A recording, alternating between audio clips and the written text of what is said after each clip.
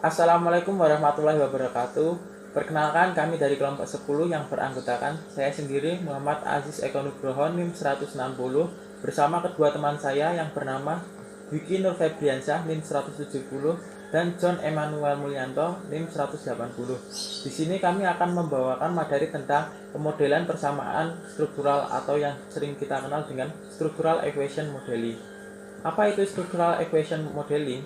Structural equation modeling adalah suatu analisis yang menggabungkan pendekatan analisis faktor, model struktural, dan analisis jalur. Pada gambar 10.1 tentang model pengukuran terdapat parameter delta. Parameter delta adalah parameter yang menggambarkan adanya kesalahan pengukuran pada variabel terstruktur atau manifest.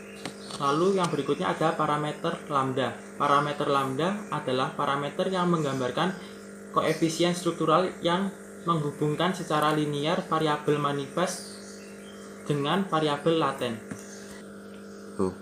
Selanjutnya ada parameter zeta. Parameter zeta menggambarkan adanya kesalahan pengukuran pada variabel laten. Lalu selanjutnya ada gambar berbentuk oval. Gambar berbentuk oval menggambarkan variabel laten, sedangkan simbol X merupakan variabel eksogen dan simbol Y merupakan variabel endogen. Lalu ada gambar berbentuk persegi. Gambar berbentuk persegi menggambarkan indikator variabel terstruktur atau manifest. Lalu yang selanjutnya pada gambar 10.2 menggambarkan model struktural hubungan antar variabel. Nah, pada analisis ini model pengukuran berkaitan dengan analisis faktor konfirmatori. Pada gambar ini terdapat simbol parameter psi atau yang menggambarkan variabel eksogen dan parameter eta yang menggambarkan variabel endogen serta parameter zeta yang menggambarkan sistem untuk kesalahan pengukuran variabel endogen atau laten.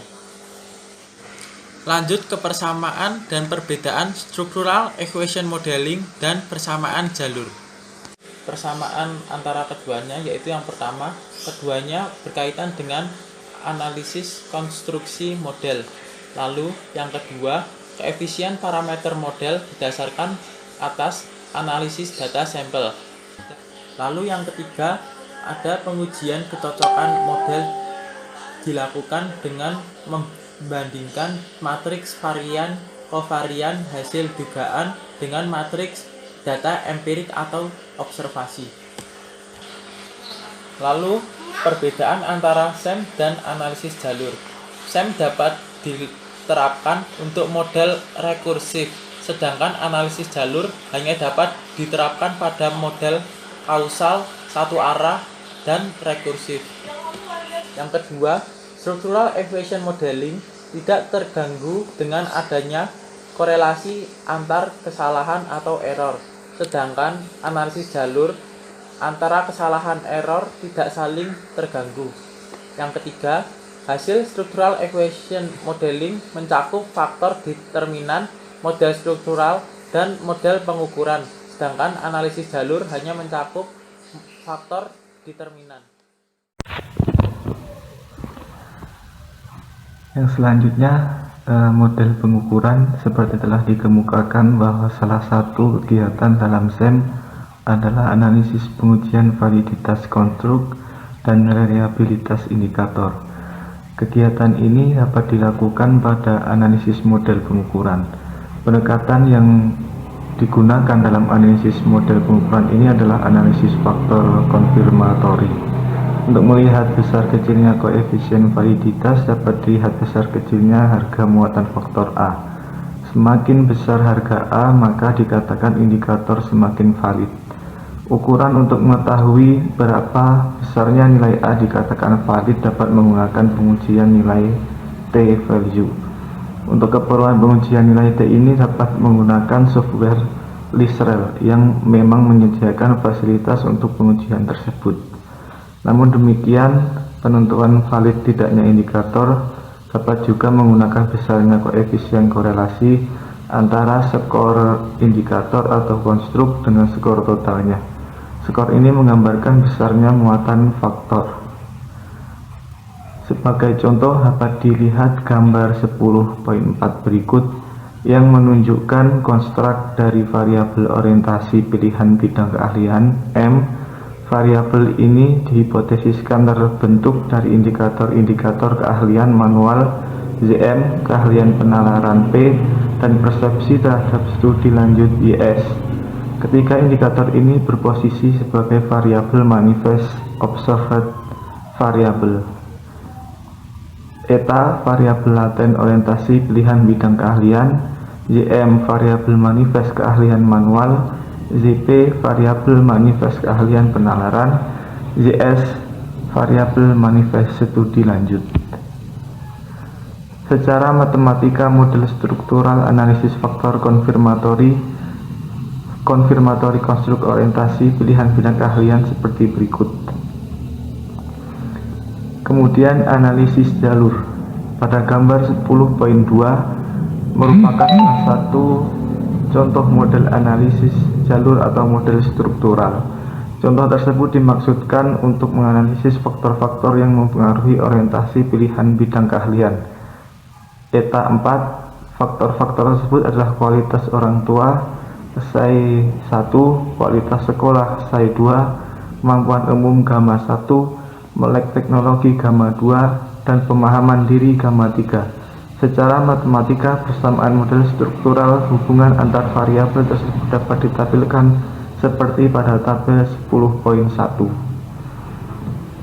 Secara matematika, persamaan model struktural hubungan antar variabel tersebut dapat ditampilkan seperti pada tabel 10.1.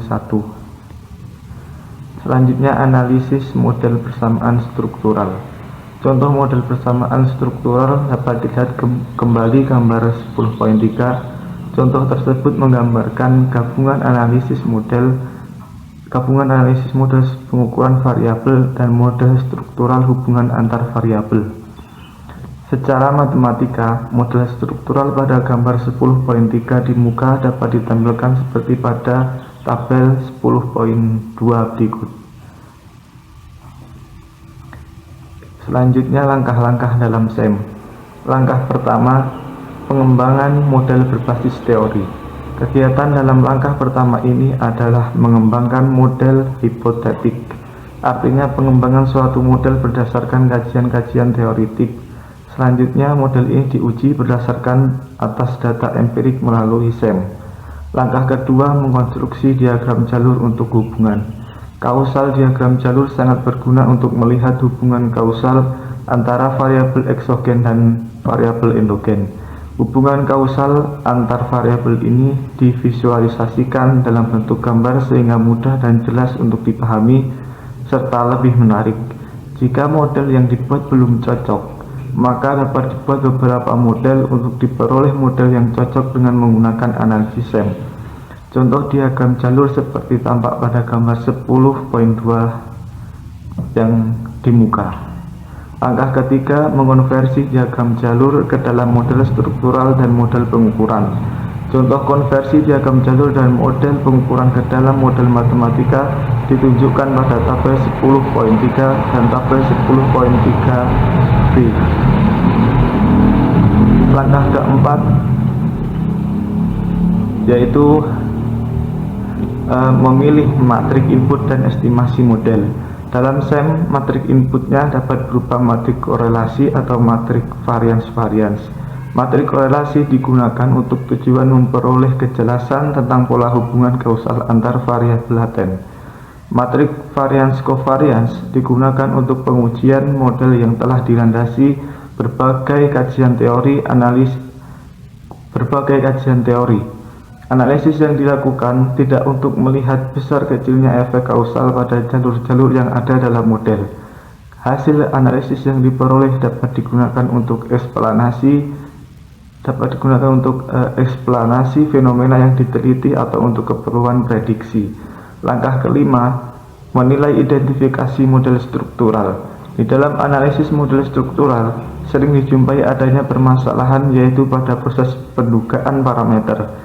Jika di dalam prosesnya ada unidentified, maka pendugaan parameter akan menemui banyak kendala.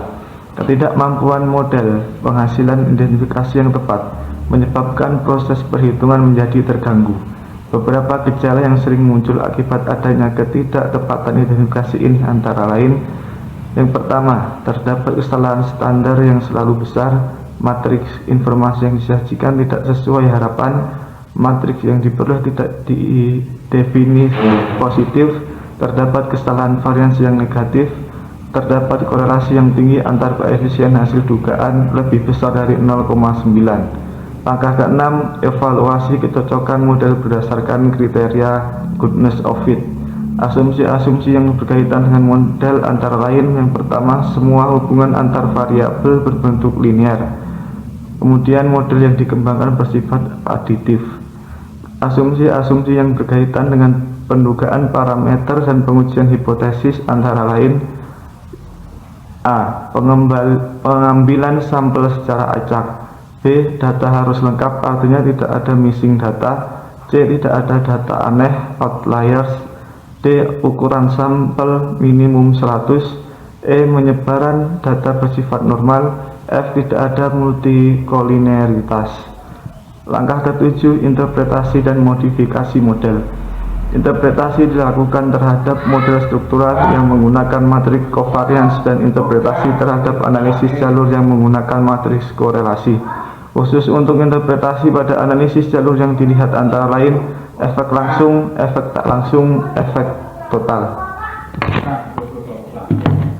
Berikutnya adalah cara membaca model pengukuran dan model struktural. Yang pertama adalah model pengukuran. Model pengukuran adalah model yang menunjukkan variabel laten lengkap dengan variabel operasionalnya. Di samping ini adalah contoh bentuk pengukuran yang menjelaskan man, pen, dan PL yang mempengaruhi OPBK. Keahlian yang berorientasi pada kemampuan manual, kemampuan penalaran, dan kemampuan mempersepsi pendidikan lanjut memberikan kontribusi pada konstruk orientasi pilihan bidang keahlian siswa SMP. Selanjutnya adalah model struktural.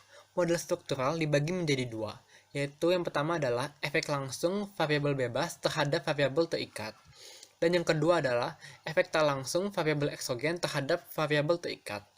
Gambar di samping ini adalah contoh model struktural yang cocok dengan kriteria goodness of fit. Goodness of fit itu menyatakan kesesuaian model penelitian dengan model ideal untuk penelitian tersebut. Sebenarnya, kriteria model fit untuk SEM itu sangat banyak.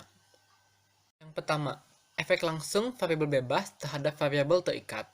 Analisis efek ini dapat langsung dilihat pada estimasi koefisien struktural dan nilai T dari masing-masing parameter. Hasil analisis tersebut dapat dilihat pada tabel 10,5. Lalu yang berikutnya adalah efek tak langsung variabel eksogen terhadap variabel terikat. Variabel eksogen itu sendiri adalah variabel yang dianggap memiliki pengaruh terhadap variabel yang lain, namun tidak dapat dipengaruhi oleh variabel lain dalam model. Variabel eksogen dalam kasus ini adalah orang tua dan kualitas sekolah. Hasil analisis perhitungannya dapat dilihat pada tabel 10,6. Menentukan kriteria model fit atau goodness of fit dapat digunakan tabel sebagai berikut. Meski model fit untuk SEM itu cukup banyak, yang paling penting adalah semua model tersebut harus memiliki sebagian besar kriteria yang ada daripada yang tidak terpenuhi. Presentasi dari kelompok kami. Terima kasih.